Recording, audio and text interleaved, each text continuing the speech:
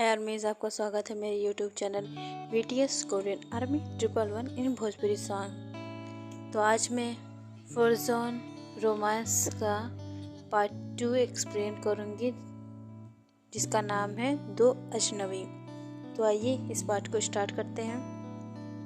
सुबह के टाइम 9:30 बजे सूरज की रोशनी सीधा उसके चेहरे पे पड़ रही थी, और जैसे ही अचानक सूरज की किरण उस लड़की के चेहरे पे पड़ी, वैसे ही अचानक उस लड़की की आंख खुल गई। पहले तो उसने अपनी आंखें धीरे धीरे खोली और उसे कुछ साफ साफ दिखाई नहीं दे रहा था। उसे कुछ समझ में नहीं आ रहा था कि उसके साथ क्या हुआ। बस उसके सर में बहुत तेज दर्द हो रहा था, और अचानक ही उसके दिमाग में कल रात की बातें दौड़ने लगी। उसने अपने शरीर को देखा तो पाया कि उसके शरीर पर जगह जगह लव बाइट्स के मार्क हैं। तो फिर परेशान होने लगी, और फिर उसने अपने पूरे शरीर को देखा जिस पर एक भी कपड़ा नहीं था। और तभी अचानक उसकी नज़र दूसरे साइड बेड पर गई। उसकी आंखें हैरानी के मारे बड़ी बड़ी हो गई, क्योंकि वहाँ पर एक हैंडसम और ड्रेसिंग पर्सनालिटी वाला आदमी सो रहा था। एक पल के लिए तो वो लड़की भी उस चेहरे को देखकर कहीं खो गई, और तभी अचानक उसे होश आया और वह खुद को ब्लैंकेट से कवर करने लगी। उस आदमी से थोड़ी दूरी बनाने लगी, और फिर कुछ देर उस आदमी को घूरने के बाद उसने अपने दिमाग पर जोर डाला और कल रात के बारे में डिटेल में सोचने लगी। पर उसे ज़्यादा कुछ याद नहीं आ रहा था, और उसे के पूरे शरीर में दर्द हो रहा था, खासकर उसके लोअर पार्ट में। लेकिन वह उस दर्द को साइड में रख कर कुछ सोचने लगी। लेकिन बहुत ही ज़्यादा याद करने के बाद भी उसको कल रात के बारे में पूरा डिटेल में कुछ भी याद नहीं आ रहा था। और फिर उसकी आंखों के सामने कुछ धुंधला धुंधला सीन नज़र आने लगा। फिर उसने बहुत जोर डाला तो उसे धीरे धीरे सब याद आने लगा, और यह सब याद आते ही उसके गाल शर्म से लाल हो जाते हैं, और उसे अपने शरीर में गर्माहट महसूस होने लगती है। और फिर तभी अचानक उसने अपने सभी विचारों को साइड रखा और खुद को ब्लैंकेट से कवर करके बाथरूम में चले गई। वहाँ जाकर उसने शावर चालू कर दिया और खुद शावर के नीचे खड़ी होकर खुद को रिलैक्स करने की कोशिश करने लगी। और वहीं बेड पर लेटे उस आदमी को होश आने लगा था। उसने अपनी आंखें खोली और अचानक बेड के साइड में देखा, पर वहाँ पर कोई नहीं था। वहाँ पर किसी को ना पाकर उसने सोचा शायद वह चली गई, पर तभी अचानक उसको बाथरूम से पानी गिरने की आवाज़ आने लगी। तो उसे इस बात का एहसास हुआ कि वह बाथरूम में है, क्योंकि शावर चालू था। और इस बात को सोचकर उसके दिल के कोने में एक हल्की सी खुशी की उमंग दौड़ गई, और उसे खुद नहीं पता था कि यह खुशी किस बात की है। और उसे समझ नहीं आ रहा था कि यह सब क्या है। फिर पता नहीं उसने क्या सोचा। हुआ अचानक बेड से उठा और बाथरूम की ओर उसके कदम बढ़ गए। फिर वो बाथरूम के पास पहुंचकर दरवाज़ा नॉक किया, पर दरवाज़ा खुला था। कुछ देर सोचने के बाद वो बाथरूम में घुस गया।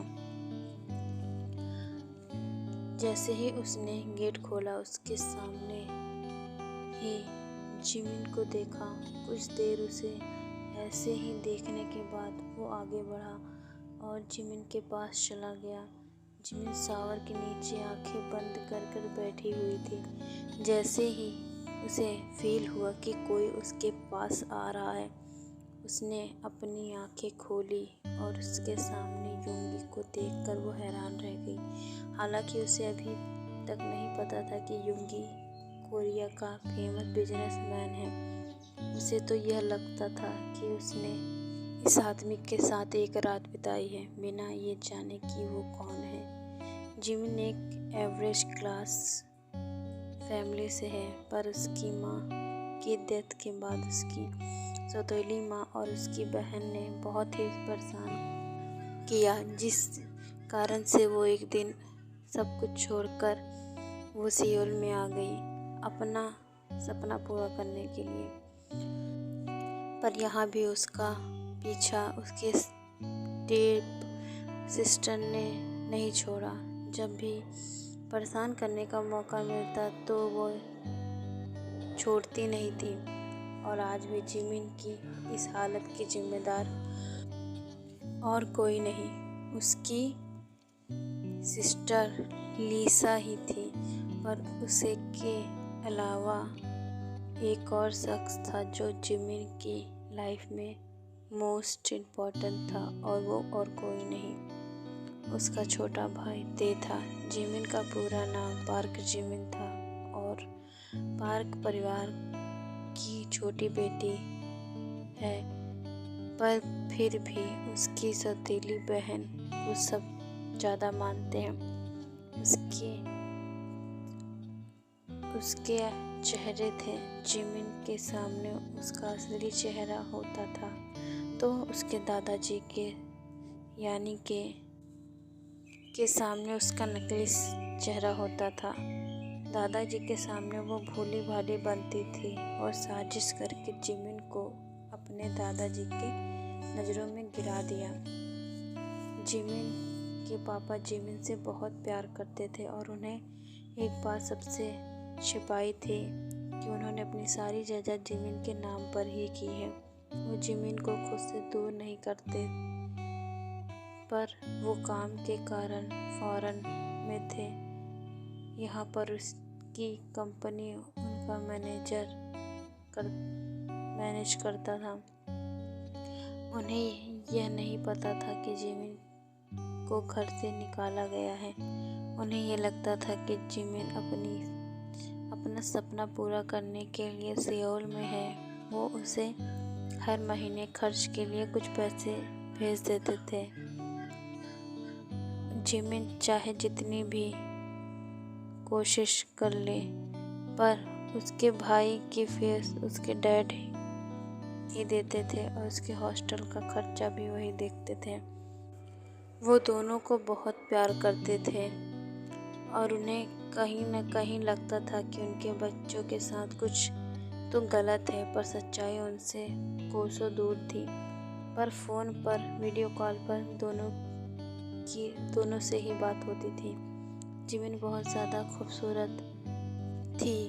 वह एंटरटेनमेंट इंडस्ट्री में आए उसे 2 साल हो गया था, पर कोई ना कोई प्रॉब्लम उसके प्रोजेक्ट को छीन ले जाती थी, क्योंकि वो किसी को भी अपना ईमान नहीं बेचती थी।